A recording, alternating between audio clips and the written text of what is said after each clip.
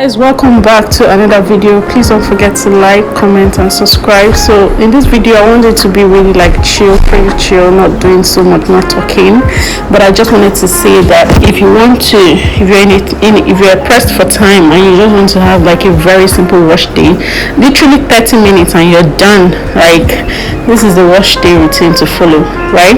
So what I'm going to say is that you might not get all the benefits of like going in to do a deep moisture treatment after all of this, but definitely it beats not getting the hair done at all. So this is my daughter, and she wasn't really able to get an appointment for a couple of, and she was on holiday and all of that, and this school was starting tomorrow and we don't work on this particular day, which is Monday. So I had to quickly do something because she wasn't going to look crazy. Like, she had her hair out for a while, so I needed to just do that. So please do not forget to subscribe, like, comment, share and enjoy the video. Okay, it's really chill. I don't want to make it too long. Bye.